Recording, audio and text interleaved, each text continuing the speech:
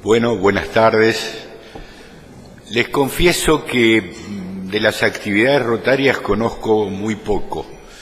Lo que sé es que es muy buena gente, de modo que me siento muy honrado de haber sido invitado para dirigirles la palabra. Voy a tratar de ser lo más breve posible.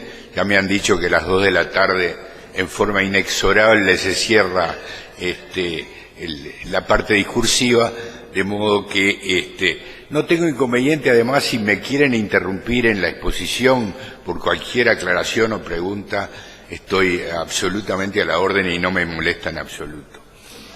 El tema que convinimos en desarrollar fue el tema del populismo.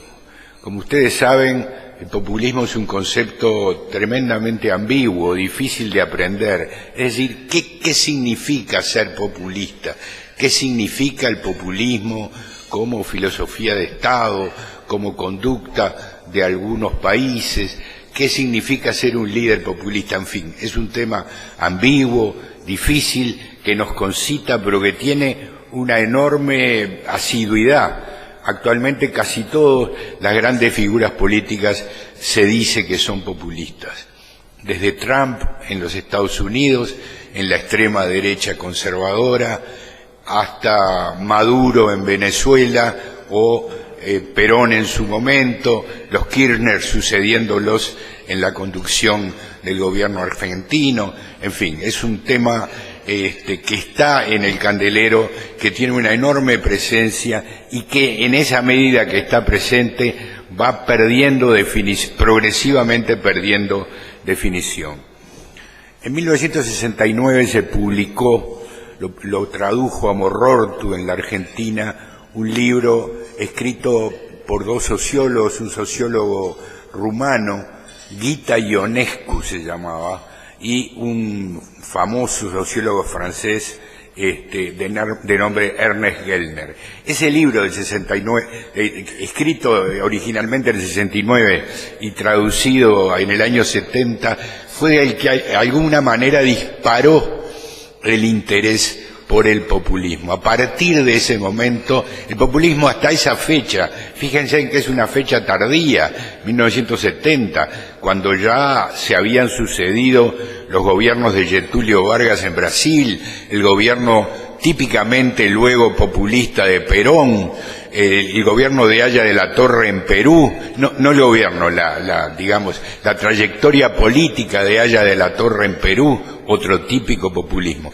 De modo que podemos decir que el populismo es un concepto rescatado ex post, es decir, no en el momento de su ocurrencia, hablo del populismo clásico, sino que posteriormente, a partir de los años 70, el concepto comenzó a tener difusión en Latinoamérica y en Europa. Este libro que les señalo fue un poco el mojón que disparó, no absolutamente, porque los fenómenos culturales nunca tienen un inicio claro, pero digamos, de modo predominante, a partir de esa fecha, el populismo apareció como un concepto politológico importante y frecuente. ¿Qué es el populismo? Bueno, como les decía al comienzo, es muy difícil de definirlo, pero el populismo es un modo de concebir la sociedad como un enfrentamiento antagónico entre el gobierno y la oligarquía. ¿Qué es el gobierno? Bueno, el gobierno, en las concepciones más comunes del populismo, es la plebe romana. Son los sectores más marginados, más desposeídos, más ignorados de la sociedad, que son rescatados por el populismo como el pueblo que encierra en sí mismo los valores más importantes de la población. A este populismo, siempre en el esquema del discurso sobre el tema, ¿verdad? No estoy diciendo que la realidad sea esa, sino que el discurso tiende a dicotomizar la sociedad entre el pueblo y la oligarquía. Esa dicotomía, que supone un antagonismo, es, según las posiciones populistas, la esencia de la política. La política no se concibe si no es un enfrentamiento entre dos polos, cargado de intensidad, cargado de emoción, cargado de valores, cargado de oposiciones.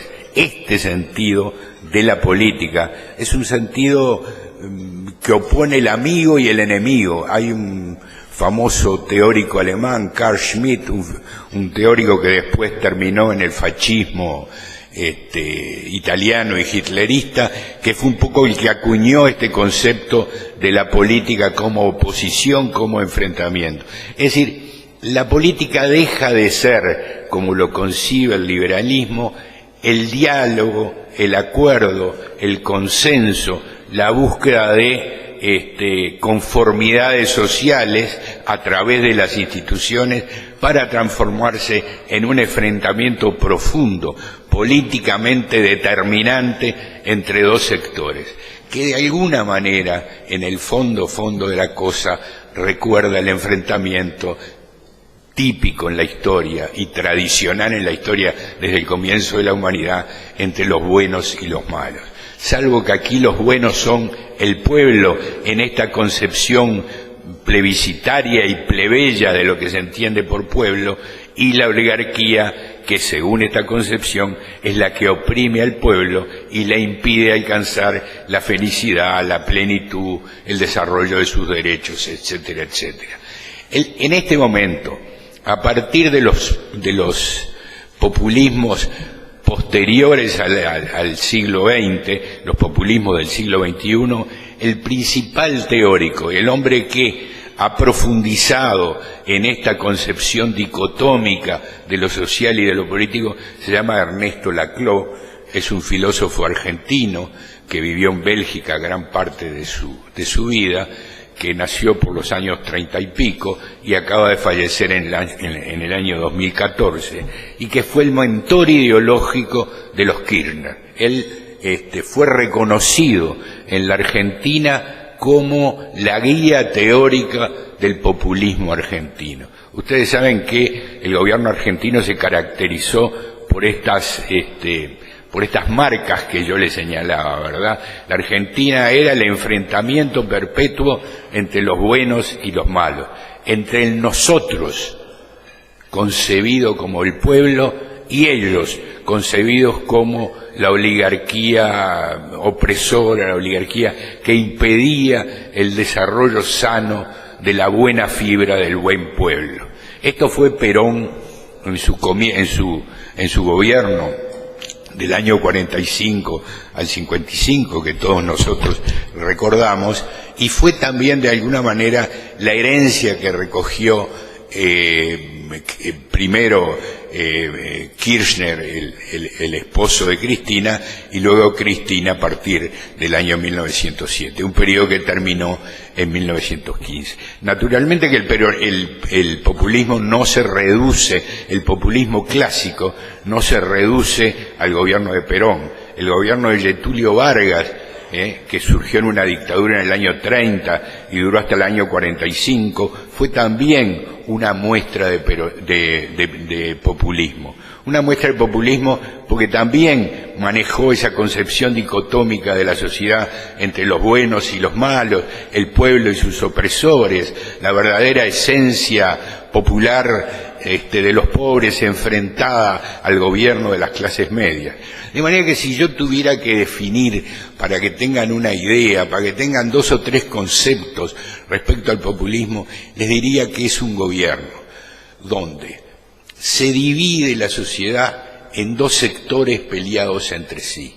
El populismo pretende reivindicar para sí la representación del pueblo, y el líder populista es el que habla por el pueblo. El líder populista fue Juan Domingo Perón en su época, fue Getúlio Vargas en su momento, fue Aya de la Torre en Perú, que si bien no llegó a la presidencia, fundó el APRA en el Perú, y fue un individuo profundamente imbuido de este tipo de valoraciones, con un costado indigenista muy importante. Aya de la Torre solía vestirse de Pachamama, de Inca, para dirigir sus discursos en el Perú. Quiere decir que esta forma dicotómica no encontró de expresarse, no encontró solamente expresión en el gobierno argentino o en el gobierno brasilero, también en el Perú, también lo encontró en algunos otros gobiernos, como fue el gobierno de Cárdenas en México del año 34 al 40, que fue un gobierno con algunos matices respecto a lo que les decía anteriormente. Si bien también seccionó en dos la sociedad, como buen heredero de la Revolución Mexicana del 10, fue un hombre que otorgó una política social bastante importante, que nacionalizó el petróleo, que repartió tierras en México de modo mucho más importante de lo que habían hecho todos sus antecesores en el gobierno. De modo que el populismo, pese a sus semejanzas, al papel del líder, a su antiliberalismo y fundamentalmente su antiinstitucionalismo. El otro día estuve en una charla en el Partido Colorado que tuvieron Gerardo Caetano y el presidente, que fue una cosa, un diálogo tremendamente interesante, y Sanguinetti decía una cosa que a mí me impresionó por su precisión. Decía, si yo tuviera que definir el populismo, el gobierno peronista, el gobierno de Getúlio Vargas, el gobierno de Aya de la Torre, y en el siglo XXI a sus herederos, estoy hablando de Evo Morales en Bolivia, estoy hablando de Maduro en este momento en Venezuela, estoy hablando de Ortega en Nicaragua, no estoy hablando del gobierno brasilero que pese a todos sus problemas, a su corrupción, a la caída de su presidenta, no puede definirse como un gobierno populista, en la medida que no era un gobierno cuyo discurso generara esa oposición entre el pueblo y la oligarquía, y las instituciones brasileñas se mantuvieron, a tal punto se mantuvieron que fueron capaces de suspender el mandato presidencial y someter a la presidenta a juicio. Tampoco creo que sea populista, esto se los adelanto, el gobierno uruguayo. ¿Por qué? Porque la tradición institucional uruguaya tiene una fuerza, tiene una vigencia, tiene una positividad que va más allá de algún arresto populista que pudiera haber tenido alguna figura del gobierno que tenemos y que tuvimos en estos últimos 10 años. De manera que el populismo, tomando la herencia de los populistas de los 30 a los 50, nuevamente insurge del 2000 al 2015 en los gobiernos estos que les nombraba, de Bolivia, de Venezuela, en fin, de Argentina. Es el neopopulismo de este siglo. Yo sobre el populismo, recuerden entonces, dicotomía, el gobierno, digamos, definido por su antiliberalismo, su capacidad para dicotomizar la sociedad en dos grupos que luchan entre sí, la concepción de la política como esta oposición entre grupos, la creencia, Laclau lo significó con mucha claridad, de que la política, cuando es una política de diálogo, deja de ser política. Laclau y Chantal Mouffe, su esposa, otra de las teóricas importantes del populismo en este momento, manifiesta de modo muy claro que política es únicamente antagonismo, lucha. No es la eliminación del rival, es la lucha con el enemigo. No es la muerte del contrario. Esas son las concepciones totalitarias a las cuales el populismo, si bien se acerca, si bien lo roza, no llegan a confundirse. Pero sí la concepción, les decía, de este antagonismo violento, emocional.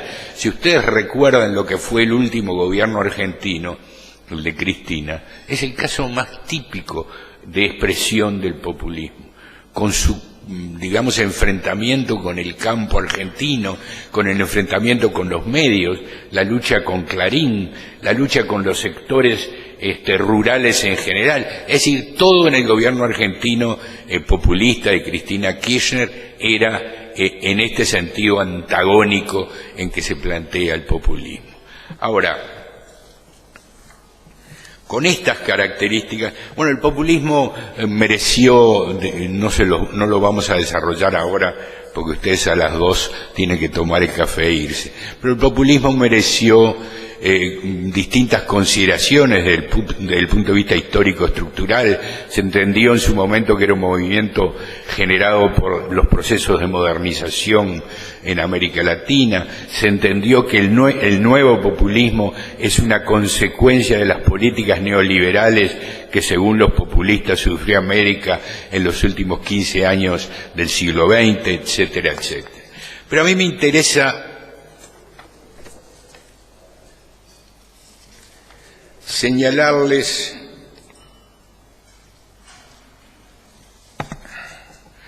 tres aspectos de este populismo que me parecen interesantes y que me parece que tenemos que rescatar de esta caracterización del populismo como contradicción entre sectores, como gobierno que administra contradicciones y que las resume, las concreta y las sintetiza en la figura del líder. Sin líder es difícil pensar en el peronismo.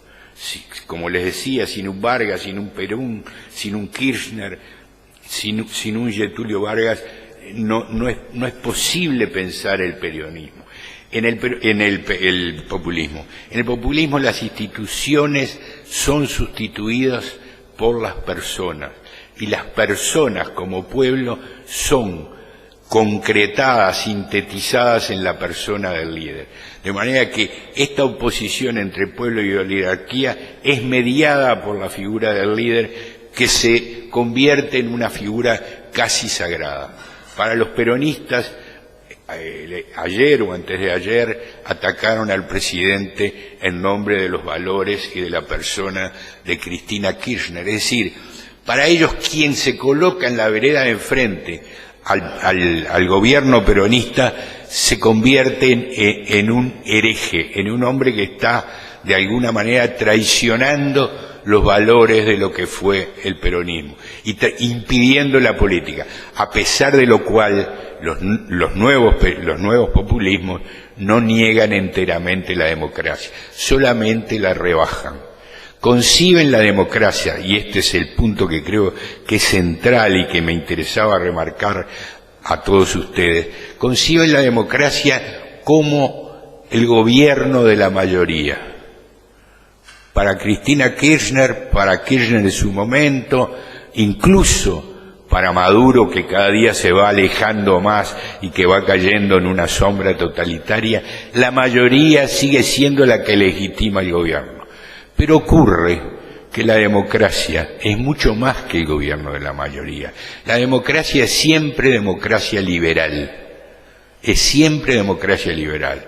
Es cierto que la democracia griega en sus comienzos fue el gobierno de la mayoría y no, digamos, las restantes características que hacen a la democracia no estaban presentes.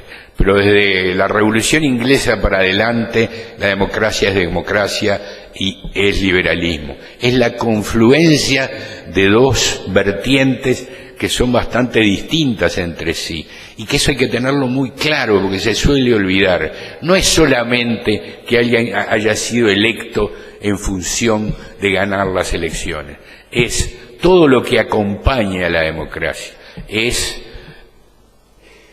la separación de poderes, son los derechos humanos, es la independencia judicial, es la capacidad de los jueces para decretar inconstitucionalidad. Todo eso genera un complejo que llamamos democracia liberal y que solemos olvidar de que no es un solo instrumento, que es la confluencia de dos cosas. Bueno, el populismo actual, quizá no el populismo inicial, el populismo de Vargas, por ejemplo, que fue producto de una revolución en el año 30. Vargas nunca fue, o mejor dicho, no fue convalidado en el poder por intermedio del voto, sino hasta el año 50, donde duró muy poco tiempo. Pero lo que importa es que el populismo actual, si puede reconocer la democracia, desconoce la democracia liberal. Y la democracia actual, y esto me parece que hay que reafirmarlo muy profundamente, no es meramente democracia, es democracia más liberalismo, es democracia liberal, son derechos humanos y son todas las cosas que les dije que rodean la democracia. Es el gobierno de la ley a través de un parlamento libre, con jueces no sometidos, etcétera, etcétera. El populismo es la antítesis de esta confluencia entre la democracia y el liberalismo. El otro tema que me gustaría, para ir cerrando esta intervención, que perdonen, fue muy telegráfica, fue muy apretada, pero digamos, esto hubiera dado para una conferencia más larga. Pero me gustaría reflexionar en un punto. ¿Qué pasó con este populismo latinoamericano que hasta hace muy poco parecía que iba a durar, se iba a extender durante decenios? ¿Cómo fue que se derrumbó de un modo tan violento, profundo y en tan poco tiempo? ¿Qué puede explicar ese hecho? En el año 2012, en el año 2013, a alguno de nosotros se nos hubiera ocurrido pensar de que el gobierno de Venezuela estaba en poco tiempo iba a caer, más allá de la muerte de Chávez, porque se supone que un régimen de este tipo puede obtener un sucesor. ¿Alguien pensó que el peronismo en la Argentina, que parecía que arrollaba, iba a terminar con la velocidad que terminó? ¿Qué ocurrió en Brasil, pese a no ser, decía yo con anterioridad, un populismo típico, para que tan rápidamente se hundiera en la ignominia que atraviesa actualmente Brasil? Bueno, es muy difícil dar una explicación de esto. Es un fenómeno sorprendente en el mundo que una serie de gobiernos con características similares en un lapso tan corto y por razones muy distintas unos de otros fueran cayendo. En el caso de Bolivia, por ejemplo, que fue seguramente la más exitosa de las experiencias neopopulistas en América del Sur, las condiciones empiezan poco a poco a revertirse, ¿verdad? En el caso de Ecuador, el Ecuador de Correa, que se quería reelegir, porque esa es otra de las características de los líderes populistas, se reeligen permanentemente. Evo Morales en Bolivia lleva 3 reelecciones. Cristina Kirchner no se reeligió porque hubo una oposición tan fuerte en la Argentina que le resultó imposible hacerlo. Chávez había durado 2 presidencias y pensaba quedarse en el país. En este momento Maduro está impidiendo la renovación que el pueblo ya le dijo que había que realizar y que realizar rápidamente mediante este plebiscito. Muy bien, todas estas condiciones tan especiales, ¿cómo puede ser que hayan terminado en unos pocos meses? ¿Qué pensar de ese fenómeno? Yo no tengo una explicación definitiva para el tema, pero sí creo en una cosa.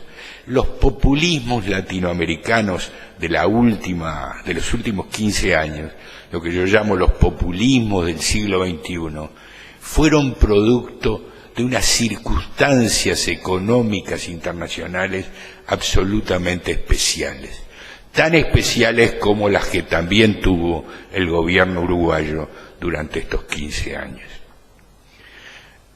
En la historia de Latinoamérica no había habido un periodo, un lapso de prosperidad tan importante como tuvimos en los últimos 15 años.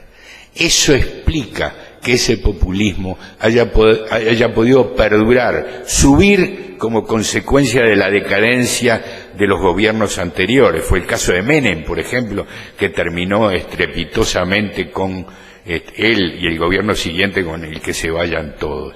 Pero entonces, si los gobiernos populistas son producto y consecuencia de una etapa económica para Latinoamérica de características casi únicas en la historia, no hubo otro periodo de tal auge de los commodities. Los periodos del 30 al 50, que también fueron un periodo de de auge económico, como lo fue la guerra y como lo fue el periodo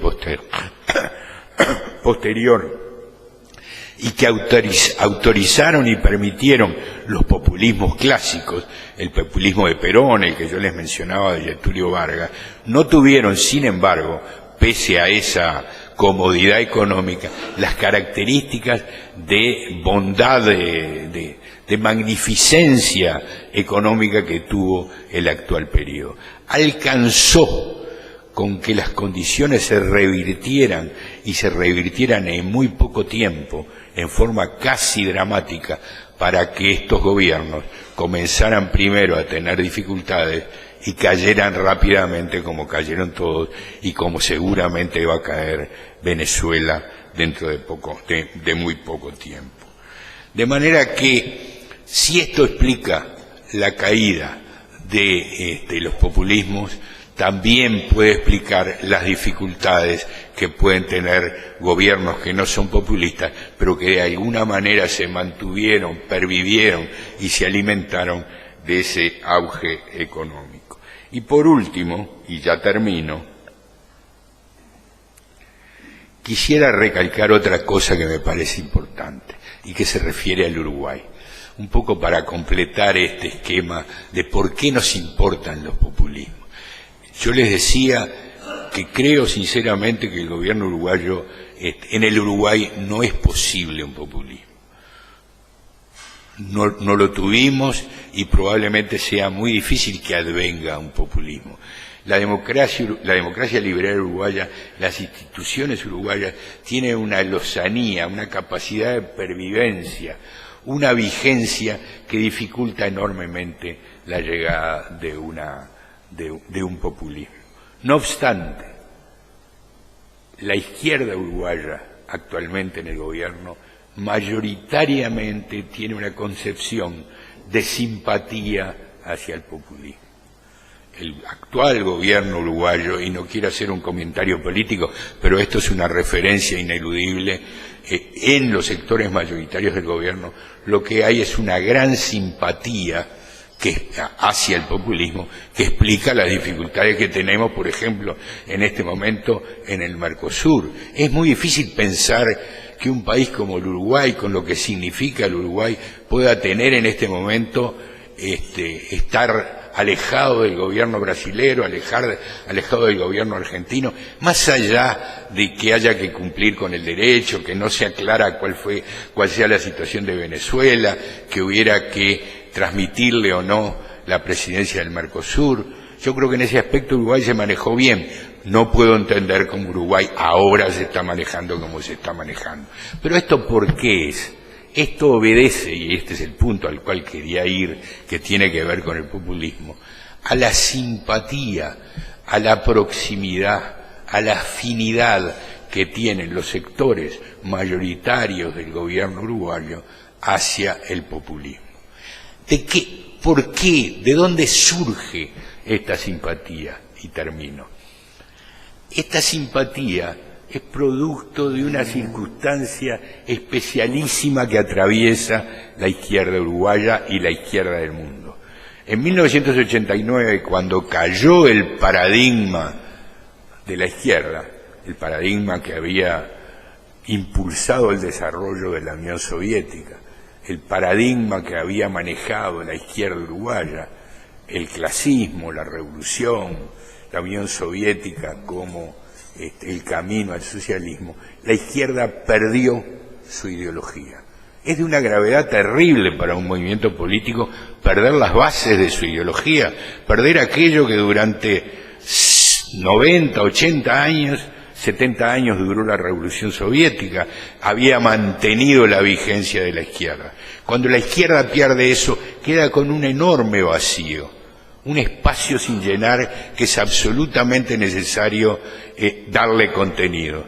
Ese contenido, la izquierda en el mundo, no solo en el Uruguay, pero en el Uruguay particularmente, lo obtiene a través del socialismo del siglo XXI de Chávez, la revolución argentina, el cambio de las condiciones en la Argentina, el indigenismo bolivariano, las posiciones de socialización de Ortega en Nicaragua. Es decir, la izquierda efectúa un movimiento de traslación y pasa del hueco que le deja la caída del socialismo soviético, del marxismo, del clasismo, del revolucionarismo, de toda aquella concepción que durante 70 años, con distintas manifestaciones, con problemas entre distintas tendencias, pero básicamente de esa ideología y a falta de otra se aferra.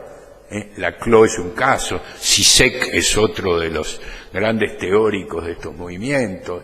En Francia hay toda una tendencia teórica muy importante con Badiou, a favor de otorgarle a la izquierda uruguaya un nuevo camino, que es el camino del populismo. Esto es lo que explica, me parece a mí, por qué la izquierda uruguaya, como un representante de la izquierda mundial, se aferró al populismo. Si el populismo se termina, tendrá que acudir a una nueva ideología sustitutiva. Ese es el gran problema que tiene la izquierda uruguaya. Muchas gracias.